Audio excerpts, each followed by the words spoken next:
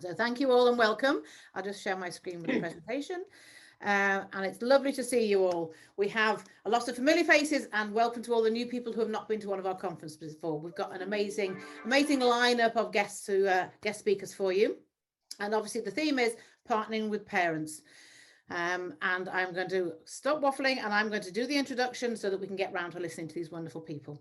Okay, so like I say, I'm going to introduce, then we've got a couple of speakers and a presentation by Book Widgets and a couple more speakers. And like I said, as with normal, we have a question and answer session at the end, but please do use the chat function to put your questions in, to say hi to everybody.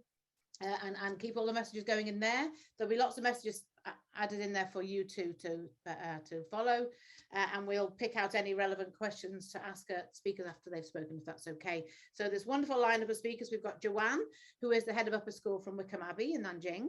Andrew, who's all the way from Switzerland, an international school, is it Ticino? You'll have to correct me on my spelling or pronunciations. Cassette from the Philippines, who is amazing, and has spoken to us with us before.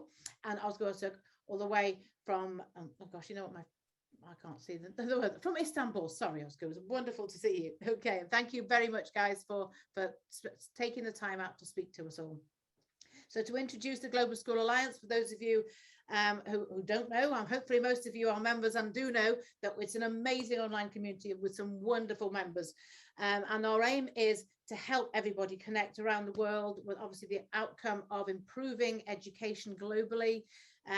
So it's through our sharing, through our collaborating, through the amazing experiences and connections that we can make on our platform and with our other members is what is going to make a difference to the world out there. We've had some amazing connections already, and we want to develop this out to make it a platform, a one-stop shop for everything to do with international and global education, and to help everyone connect. So spread the word, get as many members as possible. We've already got over 5,000 out there, which is fantastic. 120 different countries. I think we still need to get about 30 countries to cover the entire world. So that's our goal, that every country in this world needs to be represented in our community. So like I say, we have the platform and the website which you can join. There's a Facebook group, which I think we're live on now. There is upcoming events and video libraries and loads of activities that you can use the platform for to keep in touch with. And some links on here. We're trying out the QR code, so I'll leave it on there for a minute. For technology always defeats me, but if you know how to use a QR code, we are using those now too. There's lots of opportunities we try to provide for you members to help you to help share and to collaborate and to improve standards. So I'm doing a weekly sort of workshop to introduce you to some of our opportunities and to have a one-to-one discussion about global schools and global education and how we can work together to create the global aspects of what we're already delivering.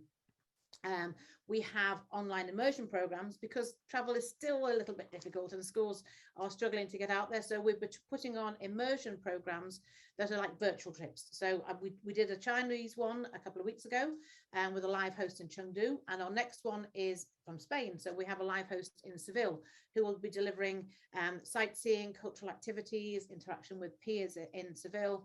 So it's a great virtual trip. So you can actually participate from your classroom with your students. There is actually the deadline to sign up for this is probably the end of next week. So if you're really interested in that, please get in touch as soon as you can. We've also doing more with our partnerships. I don't know if many of you know that when we were set up originally as True Education Partnerships, we were a sister school program. That was our main focus. We did a lot of setting up sister schools with China and the UK. And we now that we have this program down to fine art, we want to expand the sister school program so that people around the world can participate as well. So the sister school is a sort of a longer term relationship where we want to send pupils to have an immersive experience and mix with peers within the two schools, because you can't beat international travel. But the next best thing to that is our virtual schools partnership, where we can use the platform to set you up, find you a partner school so you can be a virtual to begin with. You can start your relationship, your communications, your projects online through our virtual partnership using the platform, but hopefully that will develop into trips in the future. So keep an eye out. There'll be more details about how to connect and how to be part of this coming out very soon. And we have an amazing culture postcards. I try to do a focus each conference on our cultural postcards. So on the group page, there is a group space where you can add your culture postcards. The template's in there, and we want everyone to share a bit about their school and your local culture, what you're proud of. And I had to do Scotland this week because we've had an amazing big group of children from Scotland have put together. As anyone doesn't recognise the flag, we're looking at Scotland. Because St Dennis Primary School all had a little focus on this recently, and the pupils did some amazing postcards. So I wanted to share a couple with you. So this is obviously Joanna, I think she's with us tonight. This is her version. So what we like you to do is obviously share us some images, give us some wonderful facts about your local culture, and a bit about the school too, if you've got space on there. It's quite a squeeze to get it on there, but I love how creative some people have been with these. I like the way you've done the blue and white there, Joanna, and the stamp makes a big difference. This is one a pupil has done. And I love the way they've done the stamp again. They put a Scottish flag on the stamp, and they've focused on things that obviously appeals to them, like iron brew. You've got to do iron brew, haggis, and a bit of St Dennis's school badge. Here's another one from St Dennis's Primary. And they had to show this one because I think it's quite shocking what they do to food. I don't know if anyone knows that they deep fry Mars bars in Scotland, which is what they've focused on here. So there's a deep fried Mars bar. Only Scotland can be proud of announcing the fact that they fry their Mars bars. But there you go. I think it's a wonderful opportunity. So we're always looking out for more to share. So please go ahead and put your cultural postcards on there from your schools in your area, and get your pupils involved too, because it's a bit of fun. So like I said, that we are putting on loads of opportunities to share with our members. So we do our virtual conference like this once a month. The next one, if you look at the calendar, will be on the 28th of April. We also do a What's Exciting in Education conference, which will be on the 14th of April, next 2 weeks time, which is basically where we find companies or teachers or somebody who's excited to talk about the latest things, share with you what excites them about the latest developments and latest things in education. And hopefully there might be some offers on there that would be worth listening to as well. We also have, we do some webinars with other sponsors too, and other companies. So we actually combined doing a joint webinar with the school, actually it's the International Schools magazine on the 20th, all about teacher recruitment and retention, which will also be very interesting. We've got speakers from all over the world there talking about different aspects of teacher recruitment, as in how to find teachers, how to keep the best teachers when you've got them, and what will attract teachers to your school. How are you going to get good teachers? So that's definitely one to look out for. That's on the 20th. And the theme, I can't remember the theme of the next virtual conference, but we will notify you what the next theme is. I should know, I'm very sorry. So like I said, we want to engage you as well. So we've got a couple of polls to look at this evening. And the first one, which I would like you all to take part in, it'll be live in a minute, but basically it is to thinking about the theme of tonight, which is obviously partnering with parents. So think about how the involvement of parents is in your school, basically. Why do you think the involvement of parents in education is challenging? Okay, so I think my colleague Hannah, are you able to go live with that poll so we can get some results or some? I can't see it. Is the poll live? Can anyone confirm whether we have a live poll or not? Yeah, it's live. Yeah, it's live. Yeah. Fantastic. So we'll give you a couple of minutes if everyone could contribute. I personally can't see it, unfortunately. So when Hannah, when you think there's been enough time for everyone to contribute and vote, can we share the results on the screen?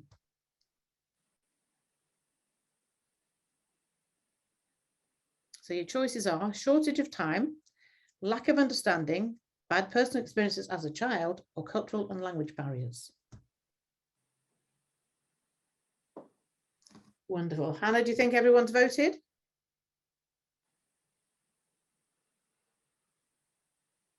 Can you see them now? I can't. Yes, Can everybody yes. else see them? Fantastic. Yes. Hope everyone else can, because I think it could be because I'm sharing screen. I can't see the results. So Hannah, can you just outline the results for me, because I can't see it? So shortage of time is the most popular with 65%.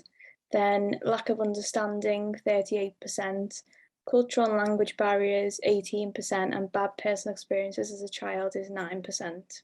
Okay, that actually is quite understandable, really, I think, isn't it? Because what we all know that in school there is not enough time to do everything you'd like to do. If there was, we could split ourselves in half or have a few more hours in a day, might be helpful, but shortage of time does seem to be a common problem, unfortunately. So again, I think hopefully that might be addressed by some of our speakers today for you.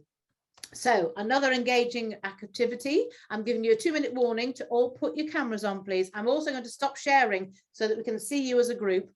I'll give you 2 minutes now to brush your hair, practice your smile. I'm going to stop sharing so that we can all be in the group. Put your cameras on because we're going to do a group photo. Wonderful. I can see people actually appearing. Fantastic.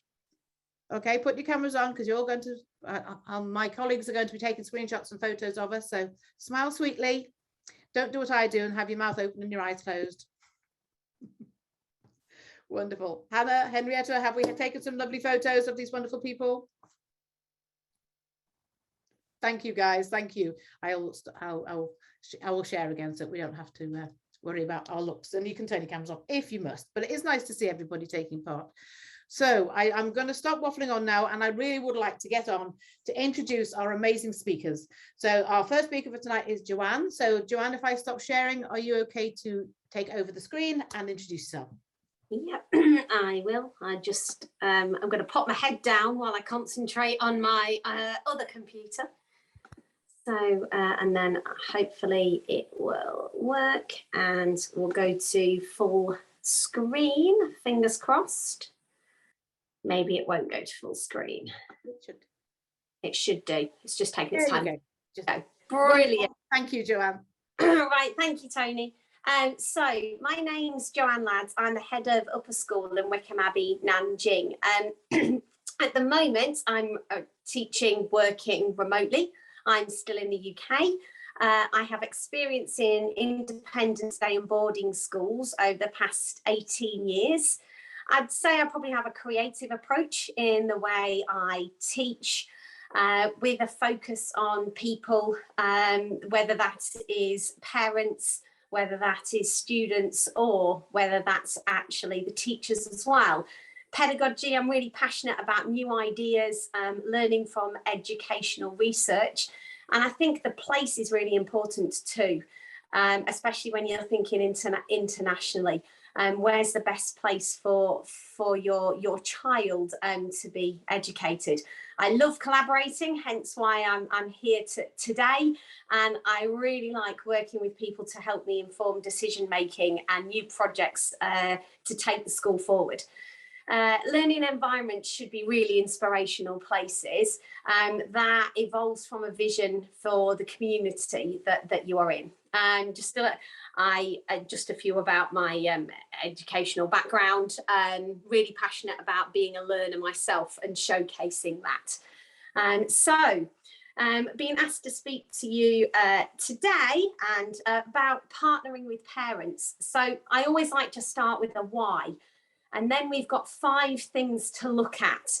Any lessons that we've learned during this COVID pandemic and home learning. I mean, what a best place to start, since though it's been a couple of years, really. It's starting to drag on now, isn't it? And things have really, really changed in this time.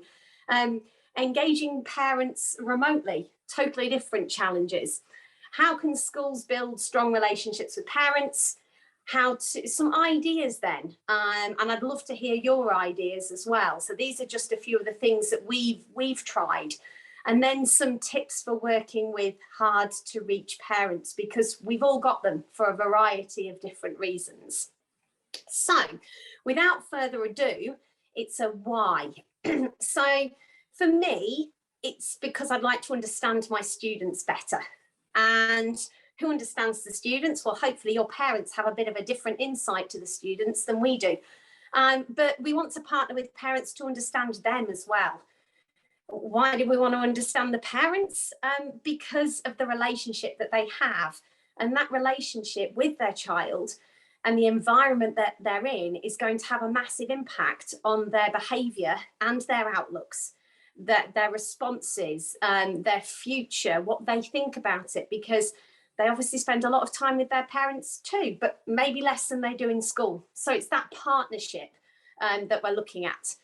And then I suppose it also comes back to, they're your customers. They're paying, they've invested in your school. And for some people, that financial aspect is very, very important to them. My husband's an accountant, just by the way. But then there's also the emotion. People invest with you because of your brand, because of the vision that you are selling. And they are really emotionally attached because it's their son or their daughter, and they want the best for their son or their daughter. So I like to try and have some infographics in when I talk. And there's less in this presentation than I would normally like, because I found actually finding some pictures for this was quite hard. But I'd always come back to this one. There's two things: parents who show no interest in their child at one end of the spectrum, and parents who want to know absolutely everything. And then you've also got every parent that goes along that spectrum in the middle. But then there's also the other aspect: parents who show no interest in school whatsoever. But then you've got the other parents who want to know absolutely everything that's happening at school before you've even decided that it's actually happening. And then you've got all the parents in between. So it's exactly the same with learning. You've got these children that are on this scale, but you have with partnering with parents too. So how do we do it? How can we start to think about partnering with our parents? Well, lessons learned during the COVID pandemic and home learning. I think it's changed the way I've seen or thought about communicating with parents. I would say engage, but once you've got them engaged, you've got to be able to explain clearly what you're trying to do. And there's different ways of doing that, but then you've got to empathise as well. As the poll just showed, they're busy. Parents are really busy, so they may not read every single communication, or they may have time to read them all and find the missing full stop that was in that communication. So empathise with that too. So that's what I would say in general. I would say that what I've learned from the COVID pandemic is that teachers are on show. We're like YouTubers, or we're trying to be like YouTubers, and that parents will be watching. So you might not see them, but they might be listening and watching. That's pressure for the teachers. And so don't forget about that. Be meticulous in tracking your data. Why have I put this one in? Well, I've put this one in because of my experience of examinations and proving those teacher assessed grades. So supporting your teachers with the grades that are being given, it's even more important to be meticulous in tracking your grades, because parents are going to ask. Don't change something that's working. I've come up with another great idea. That's me. Okay, that's it. But actually, sometimes you need to take a step back and go, actually, it might be a great idea, but maybe just put it on hold for a little while, because what we've got is really working. And again, empathise with those teachers. If you throw something else in that's going to change it, they're just starting to feel comfortable. I know I like the variety and the change, but not everybody does. This is me. Keep things short. I'm 5'3", all of me, and keep things really simple. If you can keep them short and simple, you can engage them better, and it's easier to explain these sorts of things as well. We love our technical jargon. I love the pedagogy, and so what on earth does that actually mean? So just keep your terms nice and simple. We love our little acronyms, but we forget what experts we really are. And don't forget to ask for feedback. If you want to know if you're doing something and it's working, then ask them, and you'll get some honest answers. And I think it's really good. Okay, so, but if you do ask, you're going to have to respond, or you're going to have to act on some of the things. Even if the action is, thank you very much, we can't act on that at this time. However, if you would like us to support us to be able to act on this in the future, that's a really good response, because you can't do everything. But respond and act to your feedback. Otherwise, that asking for feedback will come back and say, well, we're not going to bother giving feedback anymore because you don't do anything with it. Okay, that's what we ask our students to do, to actually respond and work on feedback. So we need to do the same. Okay, other things, technology. Engage parents with new ways of learning, including why time has been planned away from screens. Some parents will think that actually, oh, my child isn't doing anything, but you'd actually planned for that. And I've definitely learned that over the past few years, where I've been the one that's working on the computer, on the screen a lot, and it's exhausting in a different way. Explain how to support their child and provide some training for them if you can. So Tony was saying earlier, oh, there's this barcode, this QR code. I'm not that comfortable with that bit. There's quite a few people out there that would absolutely say the same thing. The children are usually better. So if you want the parents to be supporting the children, you're going to have to actually ask the children maybe to train their parents. It's a great exercise. Show understanding when it comes to differences in access to technology. So through the COVID, I was actually teaching here in the UK, and access to technology was vastly different. In China, at the moment, actually the Wi-Fi cuts out quite a lot. You think that a student's actually just gone off to do something else or to go back to bed, where in actual fact, it's just their Wi-Fi that's cut out, and it wasn't an excuse. However, it could also be an excuse. Show understanding when it comes to differences in parents' confidence as well. Vastly different, just exactly the same as it is with the students. Pastoral care is the next thing that I would highlight as being hugely important. Students get different support at home. Some parents are working all of the time, others are actually sat there making sure they are doing things. But also don't forget, when you're in your classroom, you would normally give certain students extra support or be stood next to them yourself, because you know they need that extra little bit of attention. So you're not there, to keep, go, oh, come on, but you can actually do that. Use your chat function, come on, turn the camera on and off. That pastoral care, I would say, is also very important. And then communication. How do you get it right?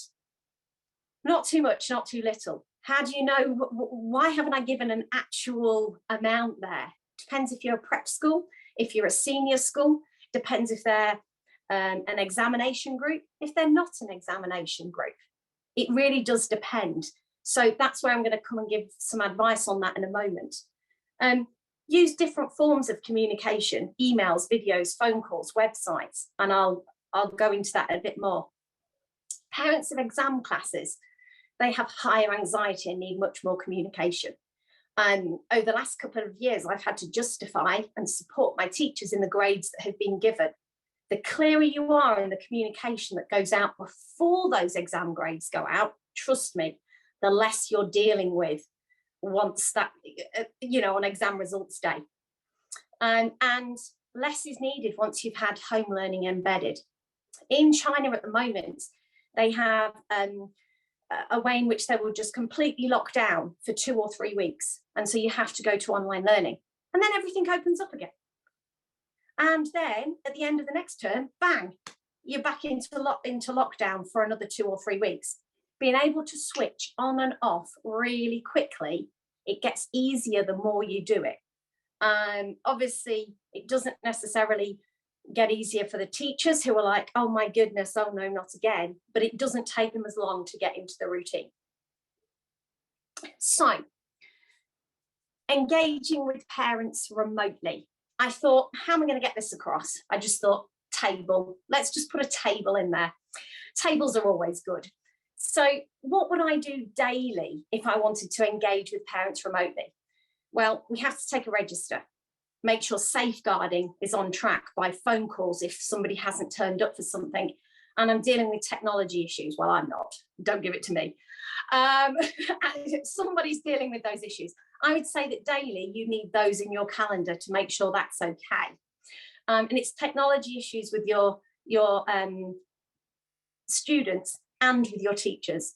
Your parents do not want to see your teachers having issues with technology. However, it happens to everybody, but the sooner you can get that resolved, the better. Weekly, I'm still doing assemblies. Make sure there are rewards in those assemblies. You never know, if you get a little mention in something for parents in an awards assembly, yeah, they absolutely love it because they're listening, trust me.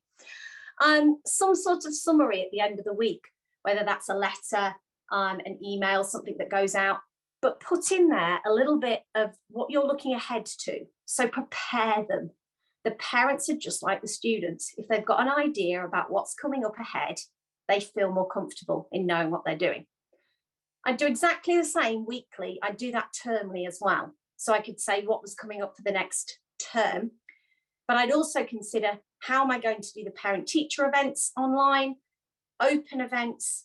Am I going to do some surveys? And have I got new starters? Because I have had new starters while we're online learning. So how am I going to cope with that? Yearly, exactly the same, but you've got some new things to add in there. New term dates, so parents know what's going on when. Exam results, when are they coming out? How are you going to publish them? What time are you going to publish them? When are you going to be available for questions? Can they come in and see you if they aren't the results that they want? How are you going to do all of that? Again, survey and new starters. There could be other things. So that was just a simple list I thought of. This would be useful. So how can we build strong relationships with parents then? I'd say consider your 5 W's. Who, what, when, where. I've gone back to who again. I know I'm cheating, but you can just ignore that bit, okay? So who? Who are you contacting? Are you contacting a group of parents? One parent? Which parent? Both parents? A guardian? Do they have a high interest or a low interest in their child? Okay, all of this is going to determine how you're going to then do it. So what are you contacting them for? Is it positive? Is it negative? Is it to pass on a negative, to pass on information, or to gather information? When should you contact them? If it's safeguarding, well, it's immediately. But are they at work? Are they at home? Where should you contact them? In person, phone, email, social media, website? And then finally, who should be doing the contacting? Is it a receptionist, admissions, marketing, teacher, head of year, SLT? Who is it? So if you want to build a strong relationship with your parents, I think you have to think about all of these, and I think you have to map it out. So I would say you need to create a communications flowchart. You need to decide all of those things and actually map it out, because then you and your team will feel comfortable to know that if this happens, they're going to communicate it, or whoever it is that I need to pass it on. And it takes time to create these flowcharts, but you can do it for lots of different things.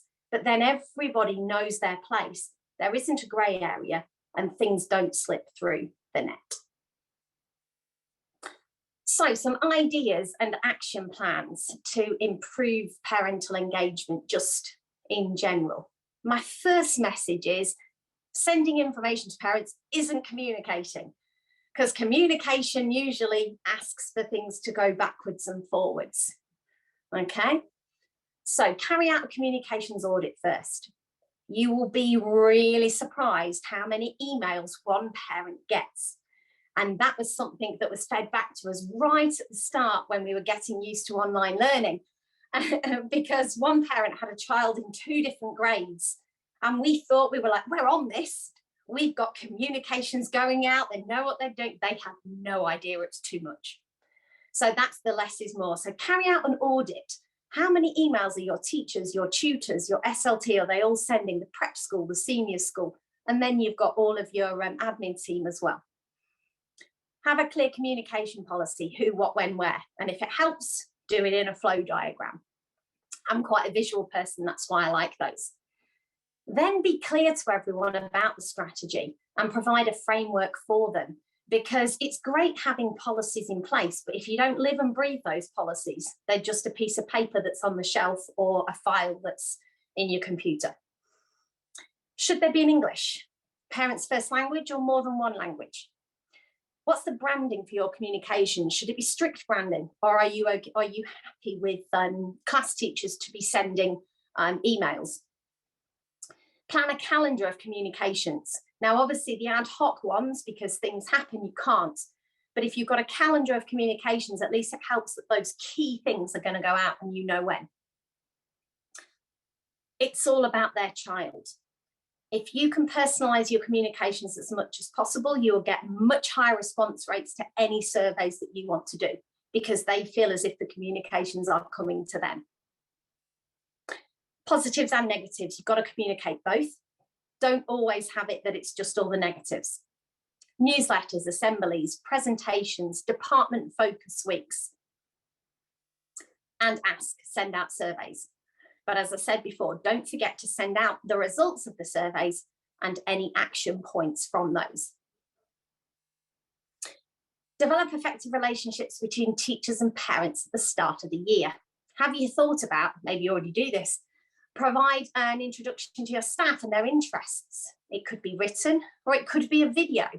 Hi, I'm the class teacher, I'm your chemistry teacher.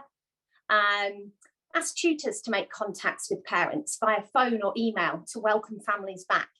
Not only is this really good if it's a new tutor or because you've either changed tutors, they've moved up a year group, but it's also a great opportunity to find out if there've been any developments over the holidays, any changes to family circumstances. It's a great way to carefully find out this information and to update your database. Online parent-teacher meets, they're great for parents. They love them, but you miss out on those little corridor conversations. Trust me, I know that from working remote at the moment. I really miss those corridor conversations with staff. So put on some events to get parents into school. Showcase student work maybe. Next steps, informing them about GCSE and A-level choices. Educational developments, learning to learn conferences. The parents want to know. Sporting events, fundraising, have parents as partners because they come in and do some presenting at certain events. But don't forget to record those events because there are parents who won't be able to attend. Use digital platforms, set up parent groups. Now you might think, oh my goodness, I don't want a WhatsApp chat going on.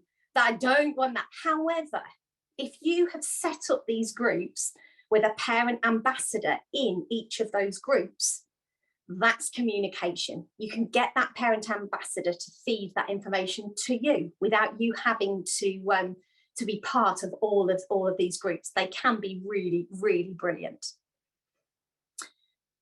Finally then, because I've been waffling on for ages, I'm sure you've got loads of ideas to add into it too. Tips for working with hard to reach parents, just 5 to add. Use strategies that meet parents' basic needs and goals. So what they can be different. Food and childcare. If you're asking them to come to school and they've just had a full day full of meetings and you're asking them to come at the end of the day, for example, they're going to be hungry, maybe a bit grumpy and tired. So give them a coffee and give them a biscuit and the conversations are going to go so much better. But they could have a younger child. Do they bring it with, do they, have the younger child come with them? Can they not get childcare? Always think about that as well. Addressing the language barrier. Translate report cards, information, newsletters and other communications as much as possible. Yes, there's translation software there, but if we really want to be inclusive in culture, is there anything wrong with having things presented in more than one language? Make events fun and involve the whole family. And finally, arrange events that they are accessible by removing barriers where possible, because if you can do that, you'll then find that you have these hard to reach parents coming. And there we go. So hopefully some of those might be useful. I know everybody's circumstances are different, and I'd love to hear any of yours if you've got any hints and tips too. Thank you so much, Joanne. That was amazing because there's lots of practical ideas in there, which I think people have found very useful. There was a lot of, actually, there wasn't a lot of questions in the chat as far as I can see. There are There was one from, actually, I think Marius was mentioning about working in a special education need setting with a lot of special needs. And so the parents had sudden shock when obviously they were working on offline and that didn't work for them. They're working online rather, sorry. Oh, yeah, absolutely. Working online where you have students that really, really need that support, unless as a school you can provide much smaller classes and change your timetable to allow that to happen. You have to say that we do the best that we absolutely can for every student in these given circumstances, and provide the parents with some material to help as well. There isn't unfortunately, there's no one size fits all when it comes to education. Like you say, there's a sliding scale of interest, of abilities, of connections. So you have to try and cater for everything, don't you? Which is very difficult. But thank you so much for your input. Like I said, if there are any other questions, we'll put them in the chat for later. But I'd like to introduce Andrew. If Andrew would like to take the screen and introduce yourself too. Thank you, Joanne. Hi, sure. Hopefully you can see and hear me okay. I will just share my screen now and put the PowerPoint on. Okay, everyone see that? Perfect. So thank you, Andrew. No problem. I just wanted to first of all start off with just an introduction, but I will just make it full screen. I won't read that, don't worry. I'm just going to use this as a guide. But first of all, it was just a big thank you actually for the invitation. When I got the call, I'm not an expert in partnering with parents, but I've certainly had a lot of experience in that over my time. Right now, I'm currently in Switzerland, and you did pronounce it correctly. It is Ticino. So well done. Not many people do. It's actually the only Italian-speaking canton of Switzerland, and I've been here now for 4 years. And actually, before that, I was in Italy in a private international school as well, offering the IB curriculum. And before that, any of you from the UK will hear that my accent is actually from Liverpool. And I worked in effectively state schools, and I also then worked in a grammar-style school as well, with different cohorts and different experiences. So actually, when I was contacted, I wanted to effectively take part and hopefully be able to share some of my experiences and some of my ideas, and hopefully be able to give you some ideas along the way. And it'd be great to also hear from you as well, through the question and answers as well, about anything that comes up through that. So just to start off with, I wanted to split my 20 minutes, as we've seen as often, Joanne, good teachers always start off with their goals or their objectives, but I wanted to talk a little bit about why partnering with parents is important, the challenges to partnering with parents, also the lessons I've learned from my experience, which are mainly I'll focus in on the school I'm in at the moment, because we've had a big transitional time that I'll go into, and that has really been a key experience related to partnering with parents and having them on board. And then strategies I hope that you can take on board. I've tried to then summarize some of the things that I've learned from this, and I've learned with my team, and we've all experienced ourselves over that time, to hopefully then give you a little bit of a format and a plan to be able to go through yourselves. And so actually, I split it into 3 key areas of why it's important to build this partnership. For me, one of the key ones is creating a community. I think, you know, I can see there's many people here, and we're all educators, and we've all worked within schools. And actually, schools should be more than just a place where you arrive to do a lesson or learn an academic subject. There's obviously a lot of debate within that. And as again, I said, I'm not an expert in that, but just from personal experience, you find a lot of people saying, okay, well, it's not the role of a school to do X, Y, or Z, but I certainly feel that it is a role of a school to be a community and to bring people in. Now, within an international context, I've really seen that come to fruition, because you realize that your teachers, your students, both local and international, really do become a family. And actually, as with all families, we have moments where we, you know, don't get on, and there's different moments, but it's also about having the community that actually then comes together. And that's why partnership with parents is so key in that. And I think that transfers then whatever system you're in. But obviously, to then be able to do that, we really need to be able to build bridges, because I think Joanne touched on it before, and it was spot on, is that actually one of the issues you have is that you will have a range of engagement from parents that come. You will have the parent who goes, I'm sending you my child because it's your job. And then you will have other parents that are like, as you said, will immediately notice on the communication, oh, you've done a lowercase I instead of a capital I. And that you do have that range. So you need to build bridges, and you need to realize that by being a community, like we do with a family, people in our family sometimes do annoy us, but we still know that they're family, and we still work with them. And then I've used a phrase that some of you from UK backgrounds will be more aware of, which is this team around the child. And actually, that's something that I found and come to really embrace across the entire school and entire idea of partnering with parents, because effectively, and I think that image really does represent it very well, of the idea of we're all intertwined to really help that child develop. And actually, an effective partnership with parents really makes that happen and can really help a child develop academically and so on. And we do have a range within there.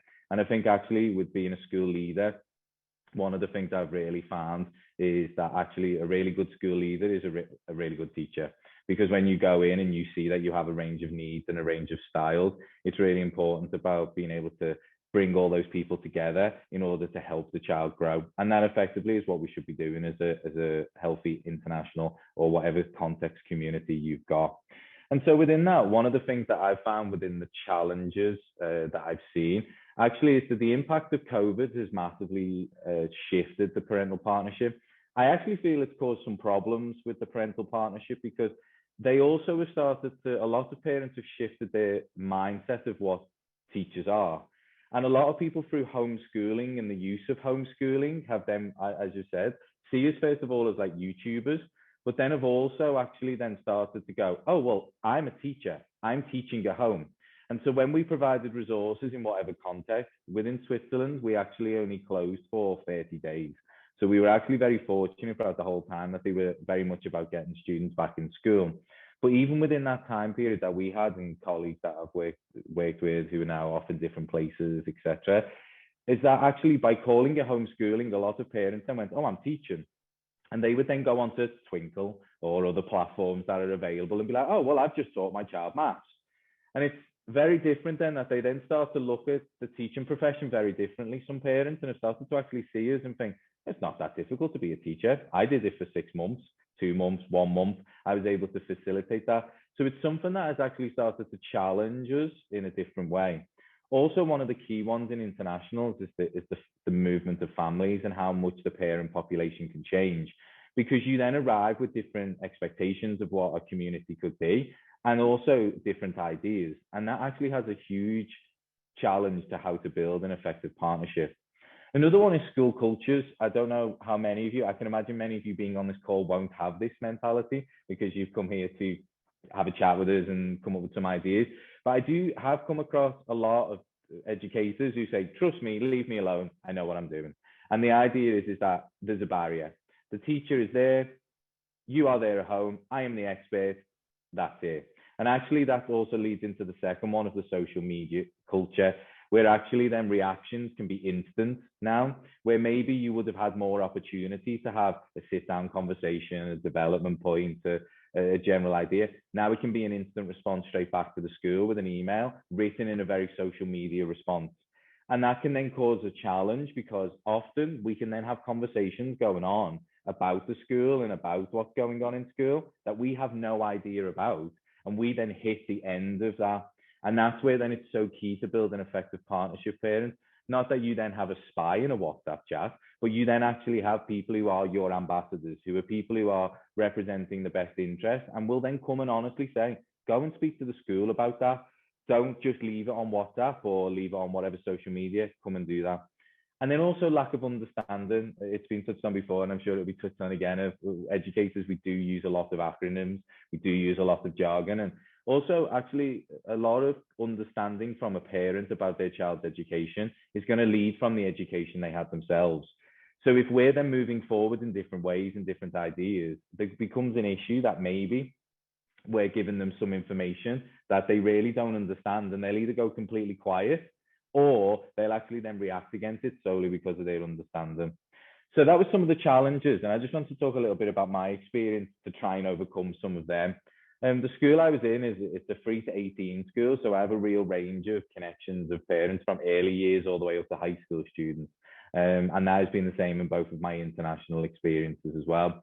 And one of the problems I found is that parents would often then say when I joined the school, with the direction, they didn't understand the direction the school was going in. Because again, if you have this idea of where you effectively just have the education, you come to school because it's school. But you need to, especially in my context, which is a private international school, people are buying into this school and buying into that vision and understanding.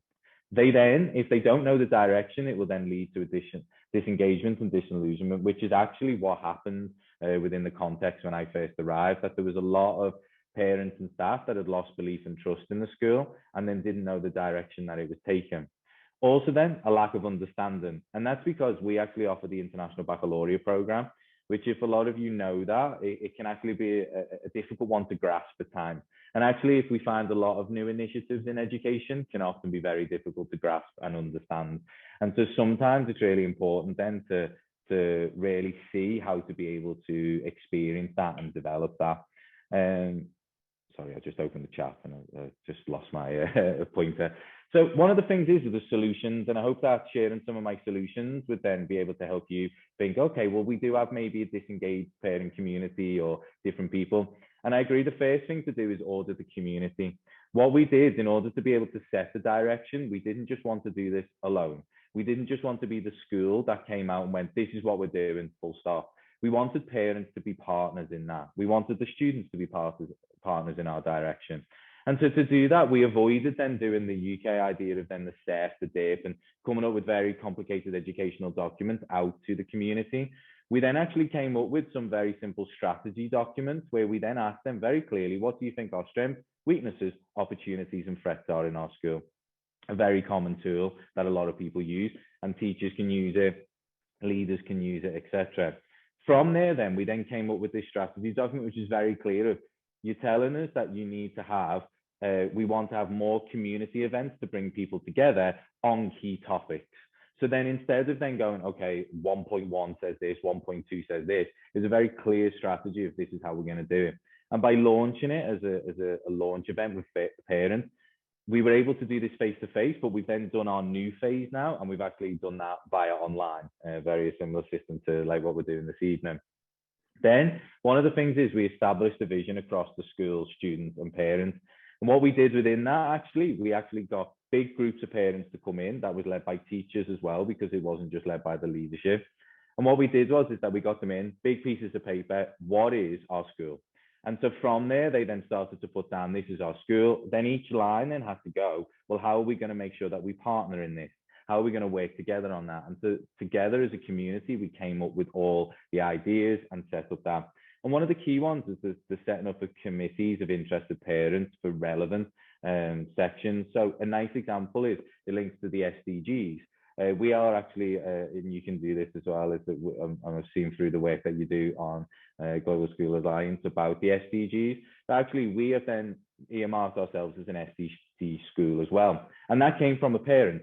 And actually that parent then actually was working with the United Nations and came in and then started to lead a group of students, then a group of teachers, then a group of committed parents who came in from industries. We've had somebody who's currently working on the electrifying of the boats on Lake Lugano, and they came in from the parents and talked about how to do it. We then got someone who's got a design lab, who the parent then came in and talked about how they're then designing new products to be able to create energy. Our students went to that parent lab and then created very small renewable energy sources that are now charging laptops in the library.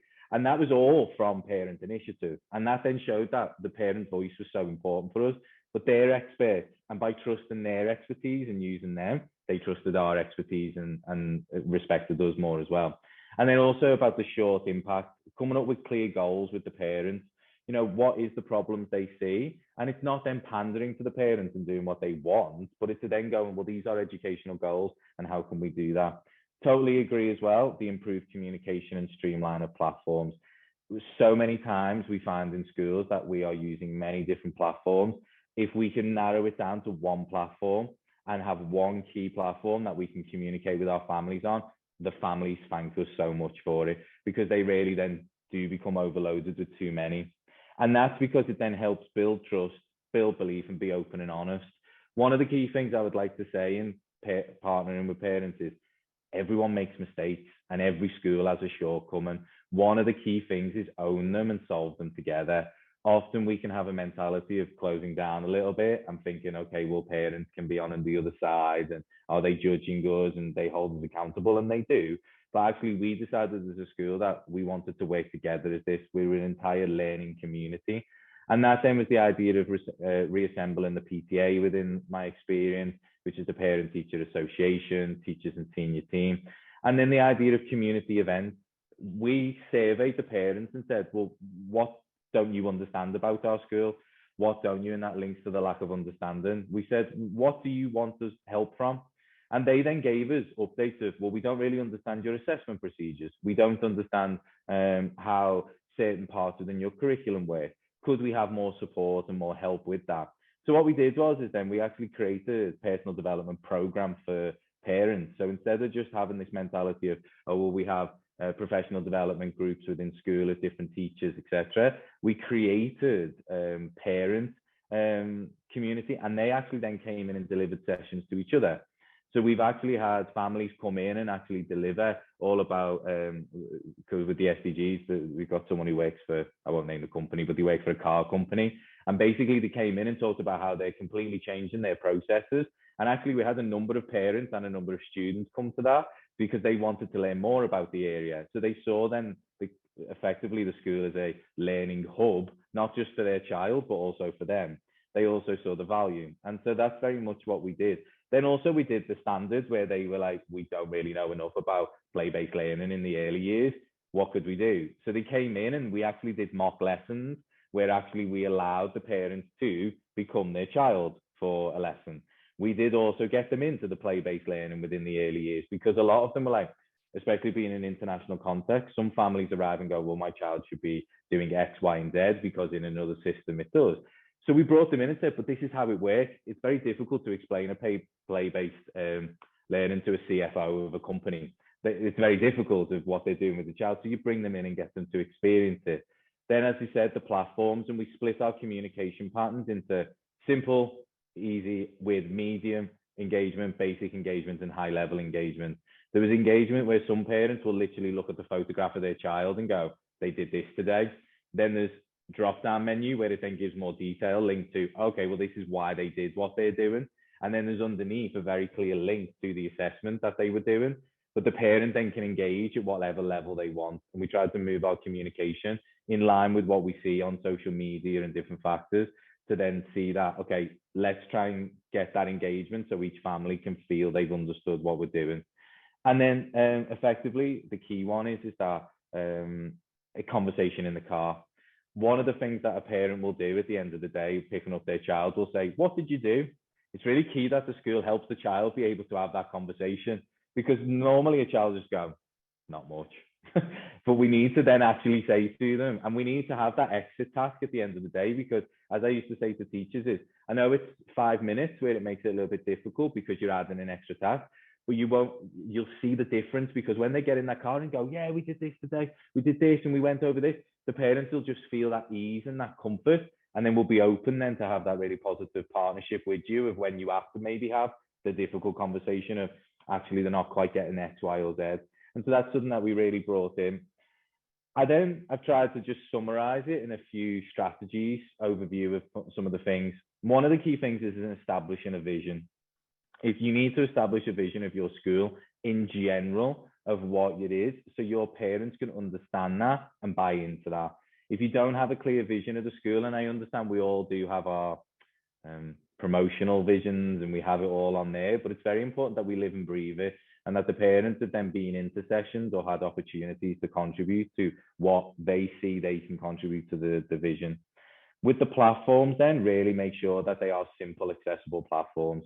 Really try and find key platforms that you can invest in that really work. And, you know, the idea of creating a message platform, it was controversial when I first did it, but we actually said no more WhatsApp. And we actually found a platform that would deliver a WhatsApp style conversation that the parents could then just talk about school. And we made a very clear one that every single birthday party, everyone has to attend. That's the standard. You all need to do that and you all need to do it. And this is where you can share it. And actually, they were really keen on that. They still have their other WhatsApp conversation for things that they need to do. But we then have a place where they feel, and actually some staff have then, the teachers will actually go on and go, I've seen today that there was a problem with the boots. This is actually what happened, just so you know. Or thanks for sharing this, I'll get on to it. Then say they see something that's a bigger conversation about, well, there's a problem with the using of times tables or something in there, they'll then talk to management and go, okay, I noticed this, and the parents are pleased with that because they see that, okay, we're getting instant feedback. Now it doesn't, and I think in the survey, it was a very good one about, do we have time for this? And that is one of the key things is then I then as a school leader have tried to give more time to the staff of where I've actually started to count this as a planning time. So I've started to build in that planning and partnership with parents is also part of the role, and that we need to support you and give you time to help you with that. The key one is order your position, as John said before, about, you know, asking the parents what's going on with the communication, checking the emails. We have fake parents. It actually created quite an amusing story that I've got 20 seconds for, which we have a capacity of 20 students for each class. I had a train of chat conversations going, we've got 21 students in the class, what's going on? And I went, that's actually me, because I'm in the chat, because I basically, in the email communication, we all put in a fake parent to see how many emails they were getting and how overloaded we were. And I was like, oh, I'll get rid of it now so it doesn't confuse you. But it's really important to do that, to make sure that you actually see that. And that's where always giving them opportunities through SWOT, through targeted questions, through giving open forums. We used to do, I effectively, and it's one of the building the bridges, I used to do as principal, and I think within the leadership, it's always good, a coffee with the principal once a week, where they were any time they could come and have a chat to me about anything. They wanted to talk about football, they could, or they could just come and talk to me about the key developments within the school. And then the team around the child, as I mentioned, it's really a valuable member of the community. They are not just separate and coming to school, they are part of the school. And the last one then, the parent partnership. See the value of the contribution. Parent-teacher association, the culture and philosophy group. We run assessment groups, social action justice groups, and the parents in these groups become champions in the community and reference points for others. On the presentation, just so you know, because I wasn't an expert, I also did some background reading. So there is some there as well, and I'm sure that could then be passed on as well. And so I'm a little bit over, apologies for that, but I hope that through my experience and just some ideas, hopefully is of benefit. That is fabulous, Andrew. Thank you so much. That I think I was just having a little look in the chat, but I get you entirely with the conversation in the car. You get in the car and you say to them, what have you done today in school? Nah, nothing. Yeah, can't remember. I haven't done a thing. Yeah, it's not good, is it? So it happens a lot. I'm just having a look very quickly at the chat, actually. Oops, hang on a sec. We've got book widgets. Can you hang on a sec? We'll just have a quick look in the chat. Because there was some feedback from them, and I think it was sort of you know, obviously confirming what you were saying. We have Kira from Algeria was saying how important it was to involve the parents, and that's in Algeria, and how the pandemic has shifted to show them the value of the connections with the parents, because they do play an important role. Sharma also confirmed that. Aga Brusca was saying how the involvement in the school's life as well is very important. Like I say, sharing the school's vision. They don't know what's happening. We're very busy in schools, aren't we? Doing our own thing, but not realizing what it looks like from the outside. If parents don't know what you know, you don't know what they don't know. So is there how their perception, their viewpoint of how they see what you're doing in school is important to involve. I think that's amazing. And we also have Marius, who is pointing out Marius has a big special needs element in his school, and he was saying how that made a difference to getting them participating by involving the parents. And he has actually brought out the W word and mentioned the Ukraine, because they are neighboring Ukraine, and how they are connecting now. They have a lot of refugees, so they're having to connect even more closely with the parents to make sure that everyone's settled, because I think student well-being is very much associated with how the parents see you as well. So thank you so much, Andrew. I think that is amazing for your contribution. I am aware that time is moving on, so we can address some more of the questions if you want to keep putting them into the chat for us. And I'm just going to hand over now to Lucy, actually at Book Widgets, who are just going to introduce themselves. So sorry, Lucy, if I cut you off a bit quick there. No problem. I think I just shared too fast, so not a problem at all. Sorry for that. Okay. Hi, guys. Hi, everyone. I am Lucy from Book Widgets. I am actually let's see, there it is, an interactive learning expert, and I'm also a high school teacher for digital learning. So I teach teachers about digital learning. And just a little bit more about me, I'm a ceramics enthusiastic, so I like to get dirty with clay as well. So it's real fun to have some creative hobby as well. So Yeah, today I just want to show you how you can transform your traditional learning environment into an interactive hybrid learning environment. Because taking a look at the poll first is, the first thing that why we don't do that much parent communication is because we don't have the time. And I want to show you an efficient way to first transform your school to a hybrid learning environment very effectively. And that will also free up time for other important things like giving your students comprehensive feedback, but also communicate with parents and freeing up other time that that maybe that you kind of put lost because of the digital transformation is of course the most important one first. If you have that, you can do good parent communications as well. So let's get started right away. So there are three main struggles when you're transforming your school in a hybrid to a hybrid learning management environment. So we have the traditional classrooms, the one-to-one, and we have to transform this to a digital classroom due to, of course, the pandemic, but also sometimes it's just easier to go digital as well. And the three struggles are, first, how are you going to create digital content? Because normally you have just the papers that you always hand out and just students can fill them out and then you collect them and start grading them. So you have to find a tool to create digital content that kind of handles a lot of areas, to do some gaming maybe, but also to create comprehensive worksheets that include audio, video, lots of question types that go very well on a traditional paper. How can you translate them to a digital environment? So this is the first struggle for a school, to create digital content. The next one is, of course, digital lesson sharing. How are you going to get your content, your homework, or your tests as well, your exercises, your crossword riddles, or something like that? How are you going to get them digital to your students in a digital environment? So how are we going to share digital lessons? And the last struggle is monitoring, grading, and feedback. So how are you on earth going to monitor your students when they are doing digital work? You don't have a one-to-one conversation anymore, so you don't know if your students are actually working on a digital exercise, if they are doing your assignments or not. And of course, digital comes with many challenges of grading as well, but also many opportunities. So here you can take a lot of time grading, but also taking away the time to and make sure you have time to do other stuff here. So digital comes also with lots of opportunities, especially in grading. And then, of course, giving constructive feedback. The one-to-one conversation with your students is gone. So how are you going to give constructive feedback to your students? So let's get started here. And with Book Widgets, we kind of try to deliver a tool that teachers can use to solve both the three biggest struggles in education. And the first, of course, was digital content creation, and we offer teachers here a widget library. So teachers can create content with this library. So they can choose a tool, a widget, we call them, a template, and they can just put in their content to digify, to make it digital and more appealing to students as well. I have brought some examples as well. So as you can see, this icon is actually to create a worksheet. And if you're creating a worksheet within Book Widgets, you can see that you can add video materials as well.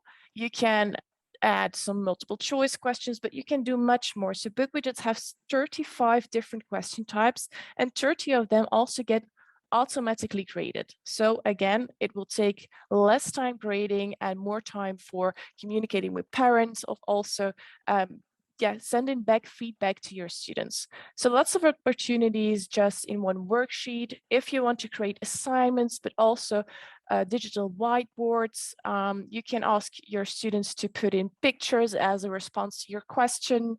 You can categorize things, you can drag and drop.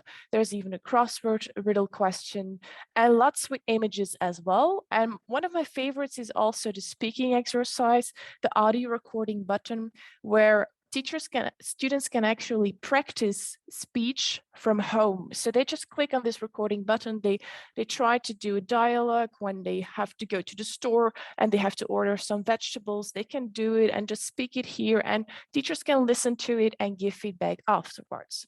So lots of opportunities here. Another fun example in this case is a reading exercise, but you can make it also listening exercise because you can add audio on one side and give instructions on this side. And on the other side, you kind of create a fun digital exercise where students have to follow the road to read the instructions and make sure they have the right, let's see, this is in my way.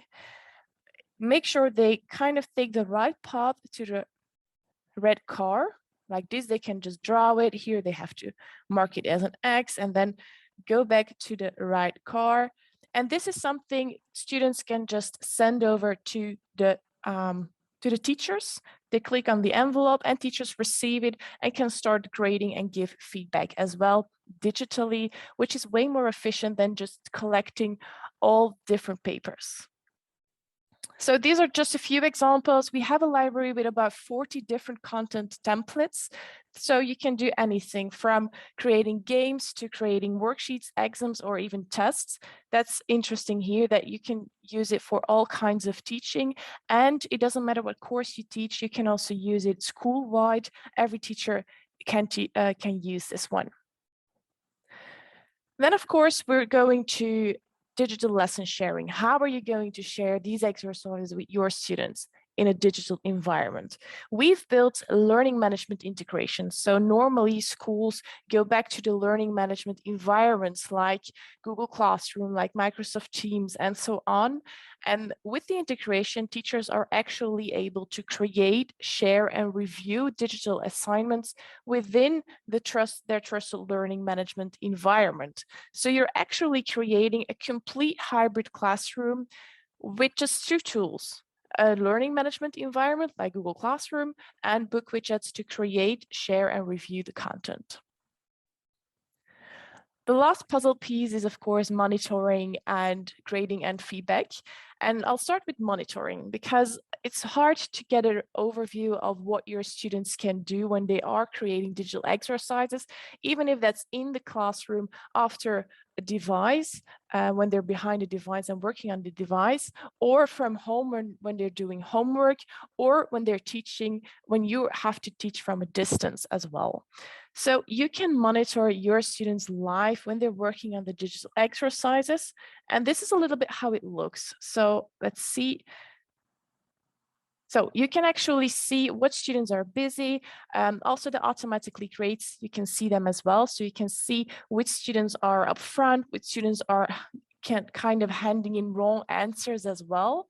You can see the progress. Some students will be done real quickly. Some students will get behind. And you can discover students that need extra challenges because they're doing really great. You can also help struggling students and open their work they're working on at that moment that will give you insights in what's going on with the student and if you can help them and reach out to your student as well.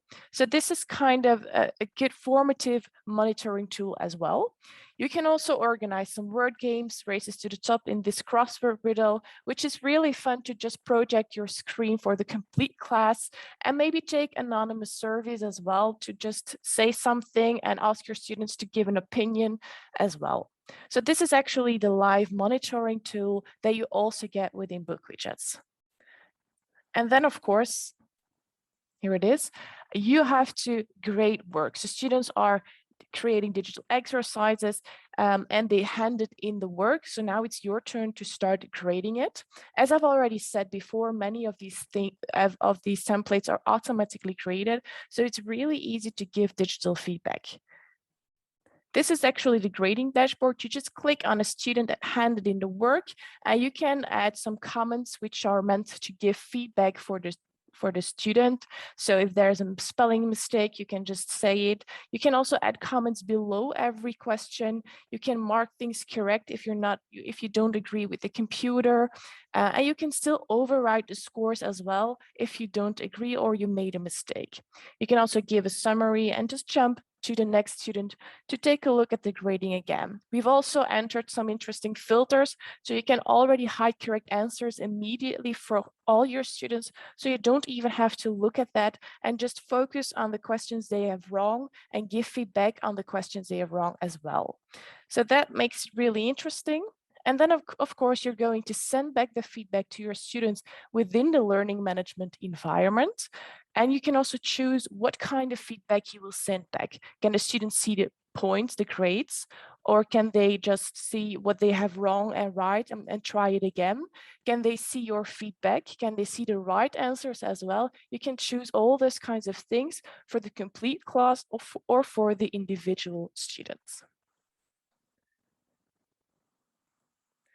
So that's kind of the complete loop of creating, sharing, and reviewing digital content. I just wanted to say that a lot of teachers all over the world are already using book widgets. We're in 150 countries all over the globe, and it is translated in I think about 15 languages already. So make sure to take a look at if your language is in there, and if not, it's very customizable. So you can just add your own language as well, and it goes from left to right and from right to left as well. 45,000 teachers are already using us, and every day at its highest, it will kind of 1 million lessons each day shared during the Corona period, because teachers had to go digital with the students. So this is really something that creates an impact when you can say that many students are helped with digital lessons here, and content are created by that many teachers as well. I just have some quotes. I don't know if you want to read them or not.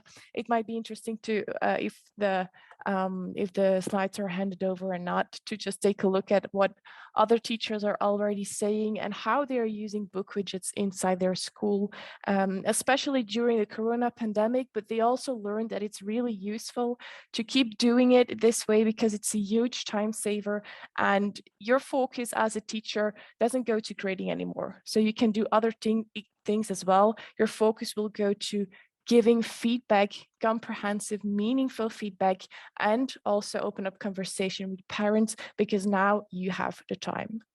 Thank you. If there are questions, make sure to ask them. Oh, thank you very much, Lucy. That was amazing, and I think everyone has been fascinated. And I just wanted to tell everybody that you're offering a free trial, aren't you? So there are links in the chat. Follow the link, and you can have a free trial, have a play with it, because it does so much. And like I say, time saving is the best thing in the world for teachers. Thank you so much, Lucy, for your input.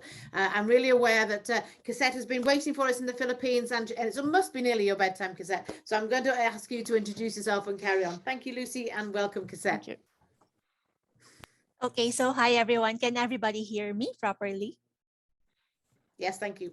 Okay, so hi, I'm Kisat Mangabat. So it's nice to be back speaking again here in Global School Alliance. And well, I'm a psychology graduate and I have a unit in psychiatry. So it's just a little bit of background. And also I'm a guidance associate at a school here in Laguna in the Philippines. So it's a chair of St. Peter's School.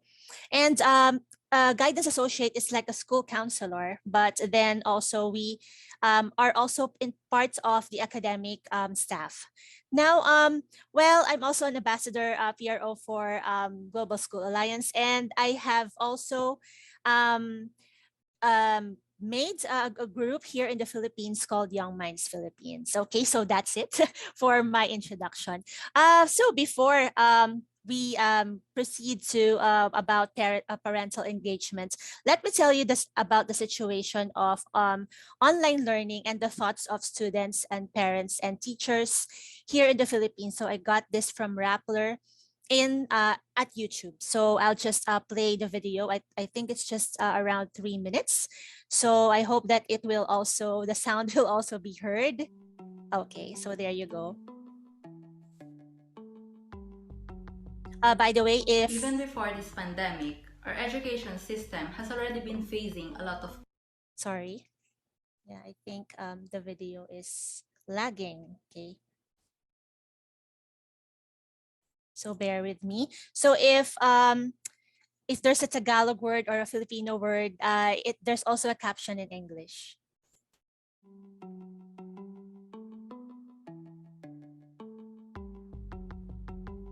Even before this pandemic, our education system has already been facing a lot of problems, and this global health crisis worsened the struggles of the affected sectors. Seeing how things are going so far and the feedback from the students and the educators themselves, it's going really rough. Ang pagiging worth it ng pag-e-enroll sa parating na school year ay nakabatay sa kung gaano karaming estudyante ang may access dito.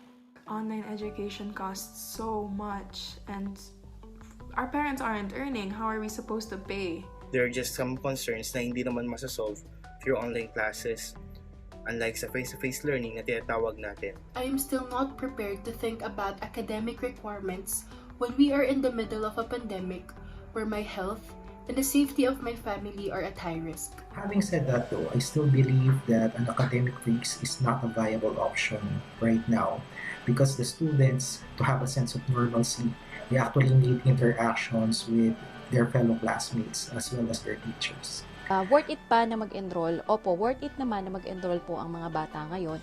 Dahil kailan pa natin kailangan i-enroll ang bata? Paano kung matagalan pa bago makadiscover ng vaccine at gamot? Kailangan ba itigil natin ang pag-aaral kapag sa mga ganong klaseng mga pandemic? Kailangan gumawa tayo ng paraan para magpatuloy ang pag-aaral. I still believe that learning can continue as it is a basic human right, essential in learning are given priority this time of pandemic. But then again, I just hope na sana talaga our leaders would come up with a much more sound policies and of course effective. Because under the learning continuity plan of the Department of Education, the burden of opening of schools is passed to the school administrators and teachers without ensuring the accessibility of quality education for all. Ngunit ang panawagan natin ay isang inklusibong solusyon, makatao at makatarungang pagpapasya na isaalang-alang ang lahat ng kapakanan ng mga mag-aaral upang matiyak na walang maiiwan.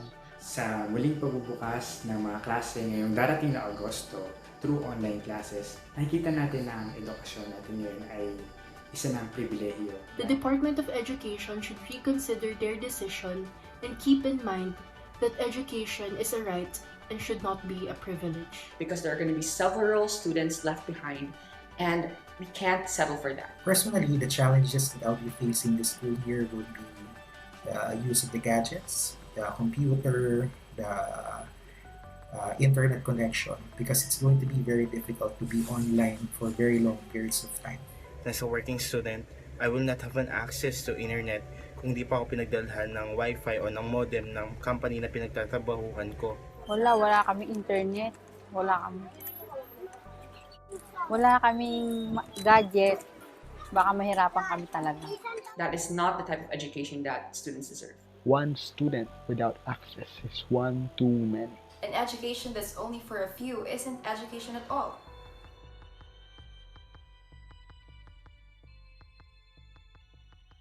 Okay, so well, seeing that this is the scenario of education here in the Philippines, especially when the pandemic came, so we have lessons learned after that. Okay, so what are the lessons learned that we had? So COVID-19 was a turning point for most of us to change our mindsets. We have been interested with technology, and the parents are the most problematic when it comes to this one, because our country is a developing country. So then, well, we need to change our mindsets already and accept new learnings and as well as new technology. Also, we realize that social media has been a big factor in learning, but eventually imposed positive and negative effects. And we all know that our country is conservative. But then eventually, the youth or the students or the young ones are expressing so much of themselves in social media. So that's why the parents are, a little bit starting to think, what are they posting? So these are also the problems of the parents. And me personally, I realized that learning and education doesn't stop at school. So when the pandemic came, all of us was in lockdown, and it's learning was done at home, and its continuity can really be seen at home. So when the pandemic came, the teachers were a little bit confused on what to do and what we need to also do when it comes to telling the parents about technology as well. So the parents really play a very big role in every student's learning. So as you can see, our country is again a developing country, and if we will start to also invite new technologies, the parents will have to open their mind. And we realize the importance of all of our parent-teacher conferences. Before, during the face-to-face, most of our teachers will just really talk to parents about the students' grades, and as well as how the student is performing in class. But right now, the teachers are also asking how are the students at home. So the student also felt heard, loved, and valued, and as well as the parents was also telling the teachers about what their children are doing at home. So how schools can do this or can improve the relationship with parents. So this is what we did actually. In our school, I don't know, of course, if there are also other schools here in the Philippines implementing this ones, but I think most of us are doing this because we are under the umbrella of the Department of Education. So we are being guided. Okay, so in our school, at Sheriff St. Peter's School, we identify the core values and apply it. So in our school, we only have 4 core values. So our students are called as Petersons, and we actually implement and impose. I'm sorry for the word impose, but it's not really impose, but to actually tell them every single day about these 4 core values. So if these core values are being presented and being asked by to the students to focus on, the parents will actually be interested, and they will also appreciate that you are implementing a holistic education. So our only 4 core values are responsibility, cooperation, respect, and honesty. But then, of course, we have other values as well, such as humility, love. But with these 4 core values, we will have an organized, teaching. So we only choose 4 of them. So another one or another way in which you can help your school to strengthen your relationship with your parents is that to enhance and develop your family council. So we have this family council in our school. The family council is headed by a parent. I think right now, grade 4 parents is the head of our family council. So we have different objectives yearly, because of course each year is different. So this year, one of our objective is to develop community and facilitate parental involvement in the school life and culture. So basically, this family council acts as a guide and bridge between the parent and the school. So the family council will be the parent's representative towards the school, and the school's representative towards the parents. So basically, they are just in between. Before, there was no in between, or there was no bridge that bridge the gaps between the parents and the school. But right now, we have made this family council to be able to voice out the concerns of the parents and as well as the school. So here we have the family council. We actually meet, I think, quarterly, or if the need arises. So this is how we reach, the parents.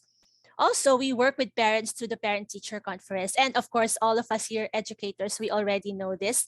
But you should know that parents need to be heard too, because we are always focusing on the children or our students.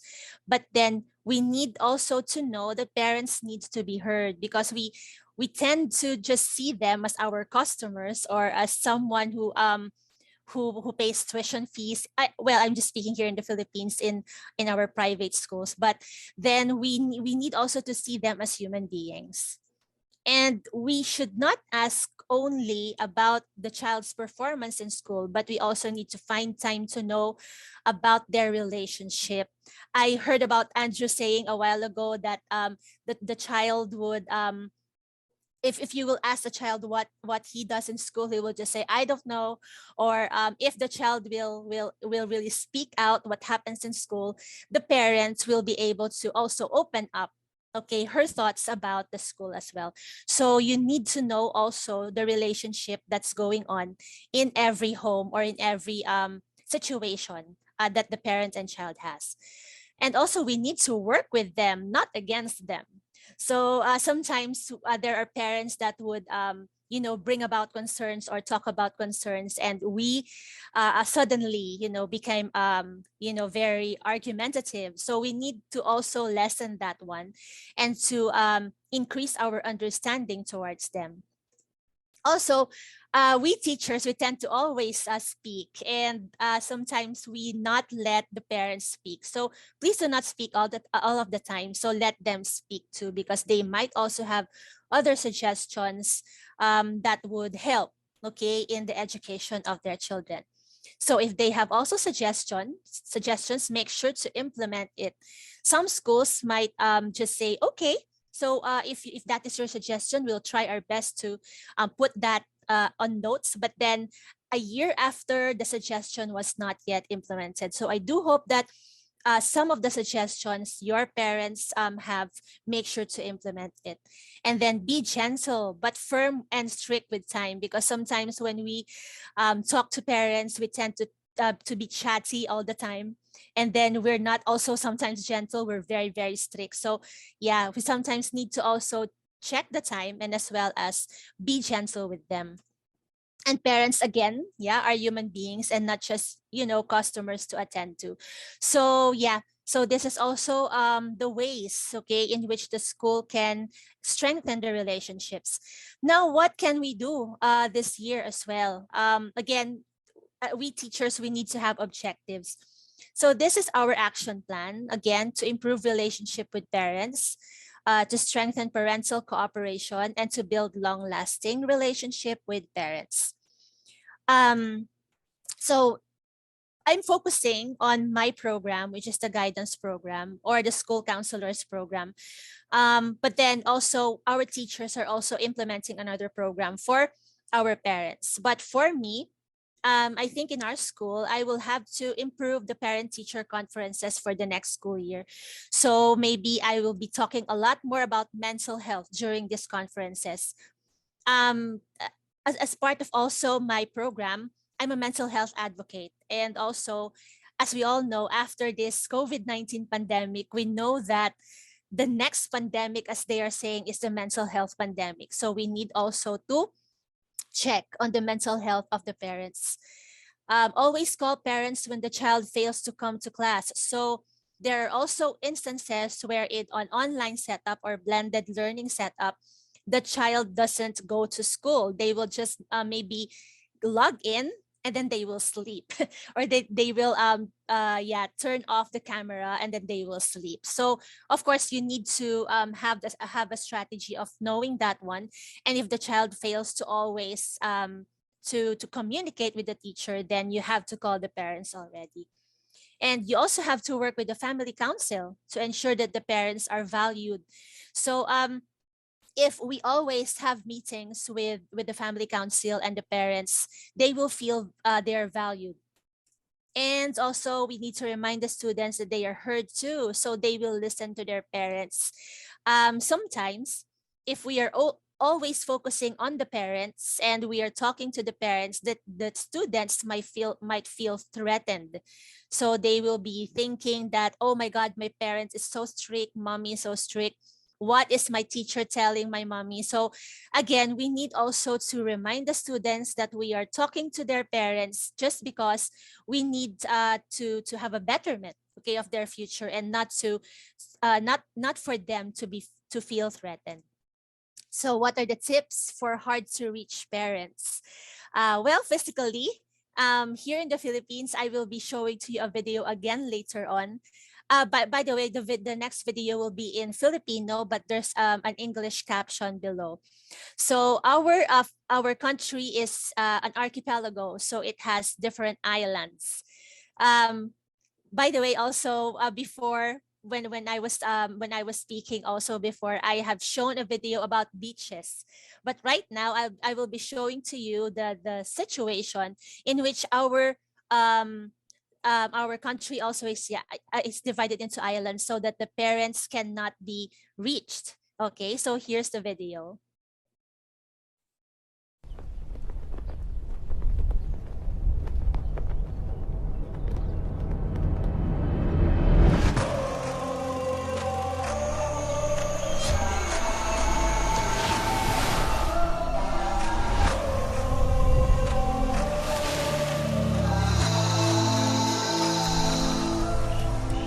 Sobrang naapektuhan ng hanap buhay po namin ng mga bangkero dahil po wala po talagang turista ngayon gawa ng pandemya po. Walang magawang hindi kami nakapagtrabaho, nagkautang-utang dahil sa pandemic. Sobrang naapektuhan kaming mga surfer kasi halos dito na lang kami kumikita ng pagkain namin. Ang mas lalo pong naapektuhan is yung mga vendors natin, kabalyeros and tricycle driver. But in the good faith of our government, mayroon naman po silang ibinigay na ayuda. Ang pinagmamalaki ko po dito sa bansa natin ay punong-puno po tayo ng kultura at hospitality po, matulungin, palakaibigan at siyempre po mababait po tayong mga Pilipino. Ang pinaka-proud of ko sa pagiging Pilipino, tayo ay merong katatagan ng kalooban na lumaban sa ating kakaibang klase ng laban. Sana kahit matapos na itong pandemya, ituloy-tuloy po natin yung magandang kaugalian na yon.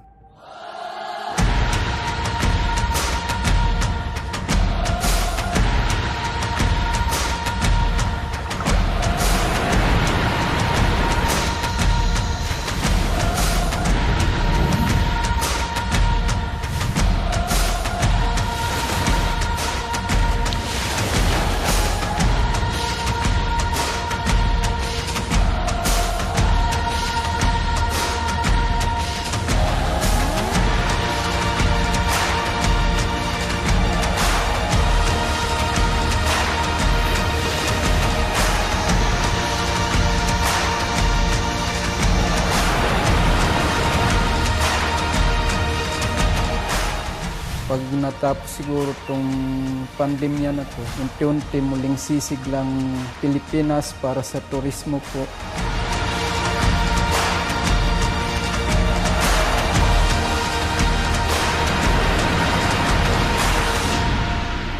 Ngayon na nagkakaroon na ng linaw ang bagay na ito, unti-unti nang nakikita natin sa mukha ng mga tao ang kislap ng kanilang mga mata at ngiti.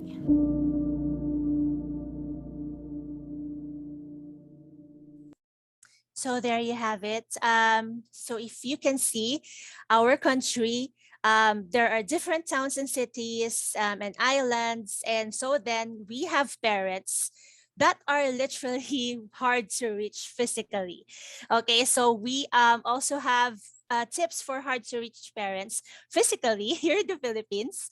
Our country also is a group of islands, so our government has placed public schools in every town or province so that our teachers can also extend their reach within the parents who are or who cannot really be reached because of lack of technology, or maybe they don't have mobile phones. Now also charitable institutions or non-government or religious institutions have reached out to those hard to reach towns by putting up private schools. Also, it's not only for those far-flung towns, but then also we have private schools in the cities as well. And information dissemination through social media, posters, brochures, adverts, TV commercials are placed all over the country. But then, we still use radio and TV and some landlines in far-flung areas. We use the AM and FM radio, and the teachers as well as school administrators use radio to help reach the kids who cannot be, reached through technology.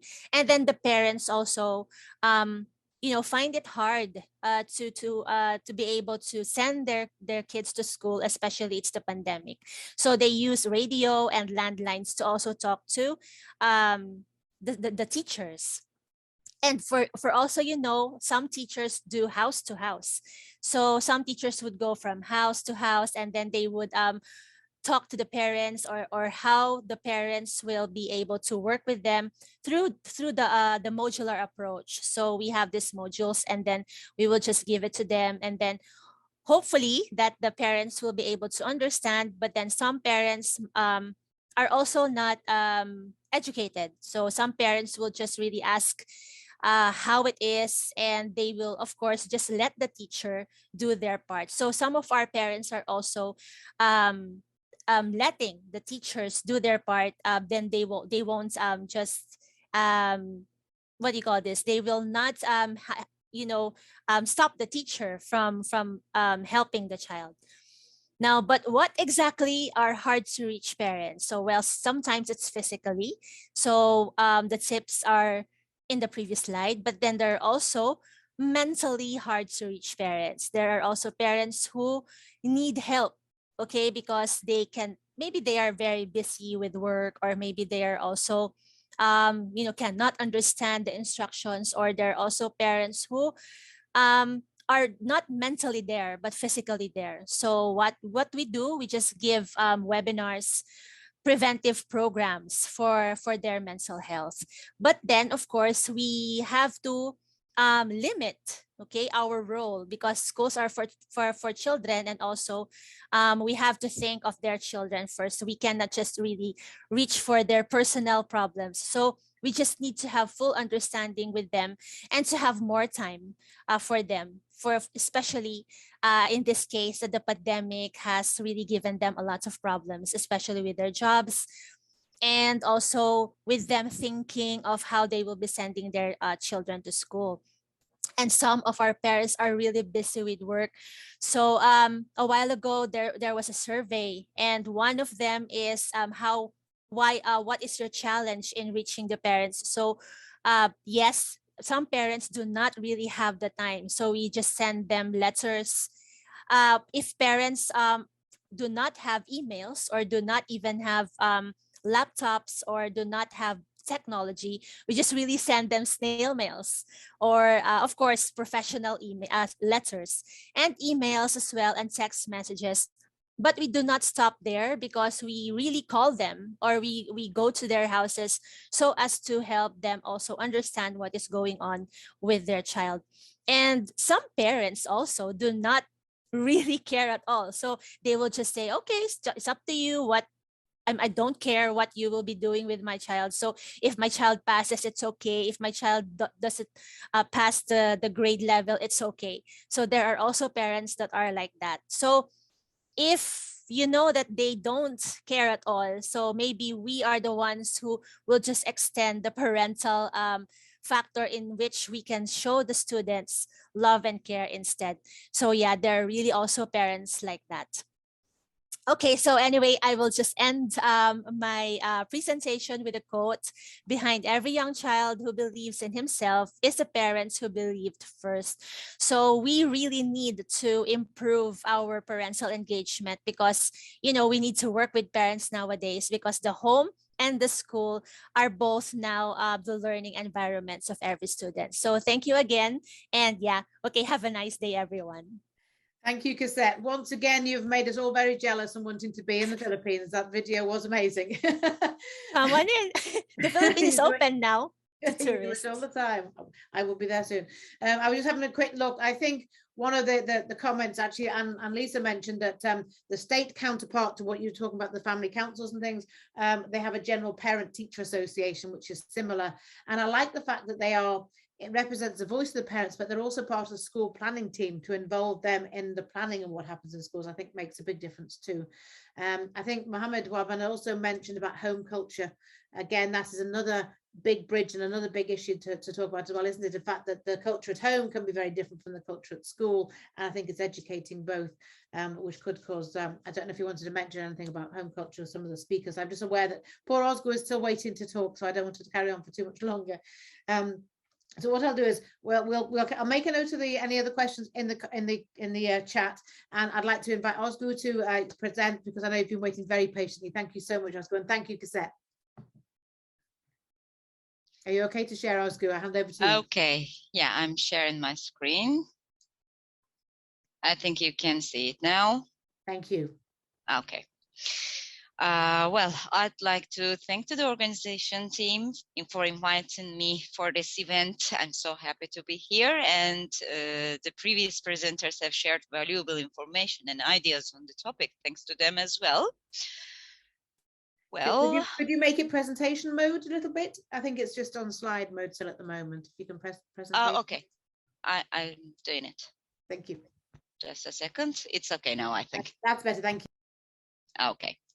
Well, I'm an English teacher in Istanbul, teaching for 17 years. I have graduated from Gazi University in Ankara, ELT department, and got my MA degree in ELT also. I've conducted scientific at Twinning Erasmus Plus International School Partnership projects. I'm a Global School Alliance ambassador at the same time, and a National Geographic educator and certified Apple teacher. I'm a Turkish delegate on Transatlantic Educators Dialogue by European Union Center and Illinois University, and I'm writing blog posts for Teaching English blog by British Council. Well, the term parental engagement is defined as parents and school staff working together to support and improve children's and adolescents' learning and development. Parent involvement in schools is a shared obligation in which schools commit to reaching out to parents in meaningful ways, and parents agree to actively supporting their children in learning and development. That is why we, as educators, feel that whether parents participate in their children's education or, in other terms, engage in their learning, they can have a huge impact on their children's life. Well, I'm going to talk about one of my research on parental engagement. We have asked 50 European teachers what aspects of working with parents they find enjoyable or beneficial, and most of them said that it gives new ideas to teachers. It raises awareness to the importance of cooperation between teachers and parents. It provides feedback and support to the teachers. Some other thoughts were about it establishes strong relationship and enhances the collaboration between teachers and parents and also the students, which helps the children establish good behavior. Then we asked the other side of the coin, the problematic side of working with parents, and the highest number of teachers answered disagreement on grades, lack of communication, there being, so to speak, helicopter parents. Time restraint is also a problem, and as you can see, ignorance of some parents. Well, unfortunately, the COVID situation, the COVID process has affected lots of things and the participation of parents to a certain extent. When we asked the teachers, the participant teachers, opinions about that, nearly half of the teachers with 48% accepted that it has affected the parental engagement. And more than half of the participant teachers who replied yes or maybe for this question clarified that the situation affected the engagement of parents in a negative way. Well, whatever the results are, we need to find a way to think in a positive way. To do this, the best thing can be done is to see that we cannot control everything. Divorced parents, this is their problems. Parental learning disability, this is something really needs a professional help. Parental addiction problems, maybe we can have, also needs help from experts. Helicopter parents, they are everywhere. We cannot make things to go on the way always. However, there are some other things that we can change and improve. For example, aggressive behaviors. We can listen to the parents and try to emphasize with them. We can set certain email and let them know about these rules with a home note. You can set clear boundaries with the intrusive parents and be consistent about that. Most parents don't know how to participate in their children's social life in an appropriate way. We can lead them with our experiences and wisdom. We can help them, and when we help them, things get better, you will see. Let's talk about some tips on how to boost parental engagement and make them help you. Never share your personal number with students or parents. Of course, this is just a joke. Well, I know it's most of the time very hard to communicate with parents in a good manner or time. However, communication always comes first. Always prioritize communication. Connect with parents by establishing a good relationship and explaining the school's vision of collaborating with parents to guide children's learning. Provide parents with your contact information and get to know them early in the school year. You can rename your office hours as drop-in coffee time. As a result, when they have questions, parents will feel more at ease coming out to you and discussing their children. You can simply rely on digital technology to assist you, like Edmodo or Remind, Blooms are some platforms where you may create virtual classrooms and even add your parents to collaborate with them online. You share the problems or the grades of your students with the parents. However, we can share them more, like our goals and expectations. Talk about them with both students and parents, and then kind of ask about theirs. Having the correct goals and prospects will help you achieve success. Most of the parents are there for you to help in any case, especially in this post-pandemic era. We all need some basic hygiene supplies for classroom use only, wet towels, for example, or hand sanitizers. You can gather the parents to supply these items from your list of requirements. Alternatively, they can simply form some groups for various kinds of support.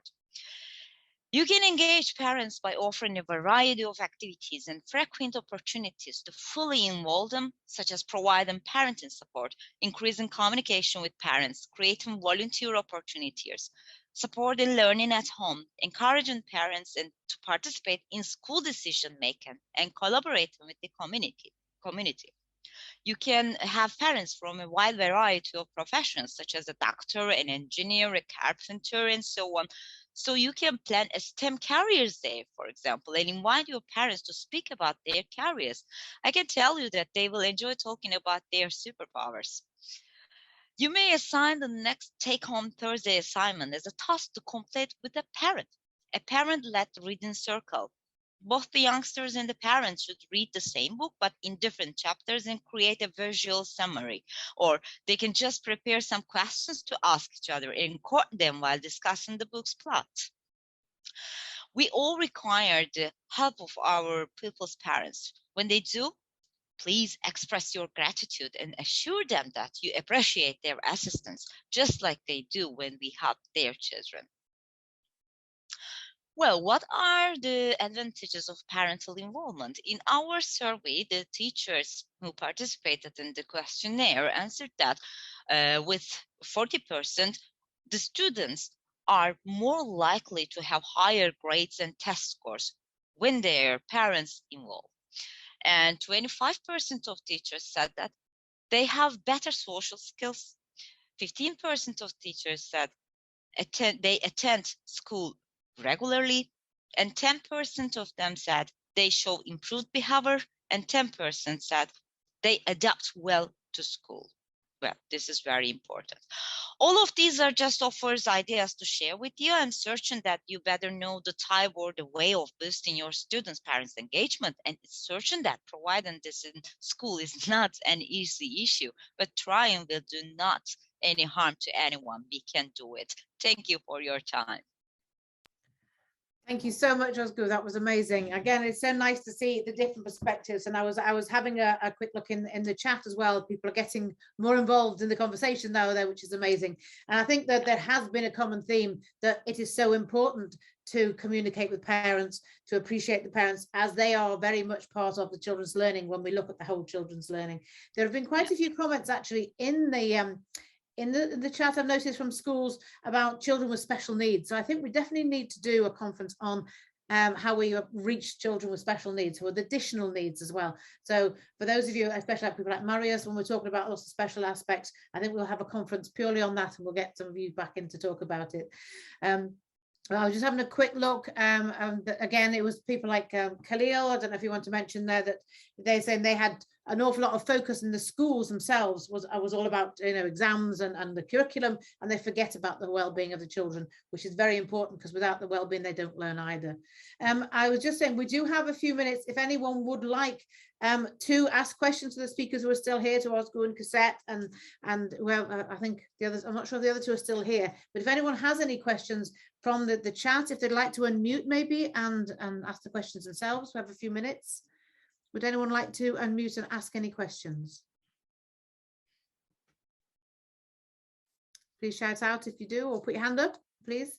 I said there've been we've had some amazing input here from a lot of people. If anyone would like to physically mention, speak and say anything, please unmute and say so now. Otherwise, we'll probably say goodbye for now. Again, this conversation can be carried on the platform, and we'll share the results of the poll. And do we have another poll, Hannah? Was there another poll we were going to run? Hannah? Yeah, I can share it now. Okay, I think what was the last poll? I'm just trying to remember, what was the last questions on the poll we had? In your school, what mechanisms or structures exist to involve parents? Fantastic. So Hannah's going to share the poll now if you'd like to contribute, and let's get some feedback on that.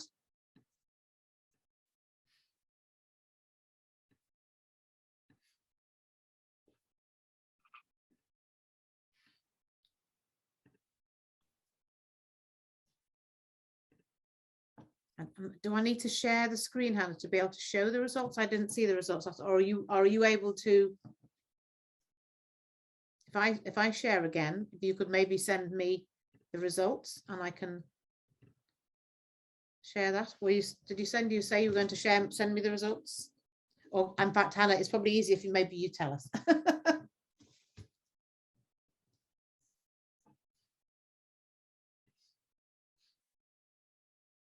So has everybody had the chance to vote on the poll? Hannah, were you able to share with us the results? The poll has ended. Thank you, Henrietta. So for parents on school governing board, that was 47%. Regular newsletters was 21%. Social media updates was 29%. Regular meetings, phone calls with parents was 58%. Parents' evenings was 21%, progress reports was 37%, and report cards was 26%. So quite an even spread across the other ones, except for obviously the face-to-face meetings, which I think, again, you can't compete with that really, because I think that is where you get to know people the best. But we've had some great ideas actually shared today about different ways to engage your parents, different ways to get involved, different ways that you can do more with them to get to know them, because I think, again, getting to know the parents gives you a big insight onto the children and how they learn and how they behave. So thank you everybody so much for contributing today, all the wonderful speakers and everyone who's contributed in the chat. So I think it has gone an awful long time. We will share this recording. There will be a link in the chat if you want your certificate for attendance. And again, we will have another amazing conference for you in a month's time. So thank you very much, everybody, and we'll say goodbye for now. Thank you a lot. Bye now. Bye, everybody.